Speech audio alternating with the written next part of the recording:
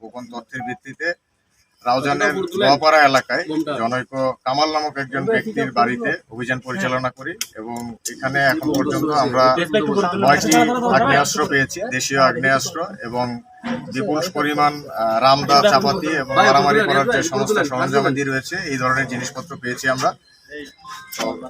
আমরা আসামি কামালকে গ্রেপ্তার করেছি এবং তার চাচাতো ভাই সোহেল সাথে ছিল। এই দুজনকে আমরা গ্রেপ্তার করেছি এবং তাদের বিরুদ্ধে আইনানুগ ব্যবস্থা গ্রহণ করা হবে। বিগত 1 বছরের বেশি সময় যাবৎ রাউজান এলাকাটা বেশ সংঘাতপূর্ণ ছিল। তো এর ভিত্তিতে আমরা রাউজানে প্রায়শই অভিযান পরিচালনা করেছি। তবে আজকে বেশি সংখ্যক অস্ত্র এবং অন্যান্য দেশীয় ছুরি, চাকু, রামদা এই ধরনের জিনিসপত্র আমরা ধরতে পেরেছি।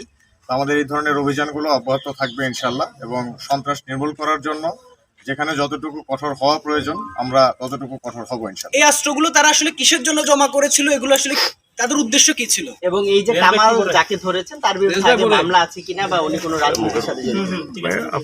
কামাল নামক যে ব্যক্তি আছেন ওনার নামে এই পর্যন্ত আমরা 3টি মামলা পেয়েছি।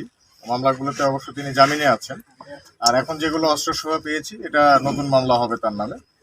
আর রাজনৈতিক সংশ্লিষ্টতার ব্যাপারে তিনি নিজে আমাদেরকে কোনো কিছু বলেননি। তবে এই বিষয়ে আমরা ধারণামূলকভাবে কোনো মন্তব্য করতে পারছি না। আর অস্ত্রগুলোর ব্যবহারের ব্যাপারে অবৈধ অস্ত্র ভালো কাজের জন্য তো কেউ রাখে না। যার বৈধ অস্ত্র প্রয়োজন সে তো সরকার থেকে লাইসেন্স নিয়ে লাইসেন্সধারী অস্ত্র রাখে। তাদের এই সমস্ত অস্ত্রের কোনো লাইসেন্স নেই এবং অবৈধ অস্ত্র নিশ্চয়ই অবৈধ কাজের জন্যই রেখেছে। আর সাম্প্রতিক সময়তে রাউজানে 17টি হত্যাকাণ্ড হয়েছে আমরা জানি।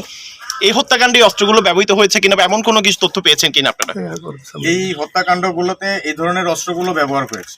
এক্স্যাক্টলি এই অস্ত্রটা ব্যবহার হয়েছে কিনা কামাল এই বিষয়ে কোনো মন্তব্য করেননি। যেহেতু সে নিজে করেননি, আমরা ধারণামূলকভাবে কিছু বলছি না।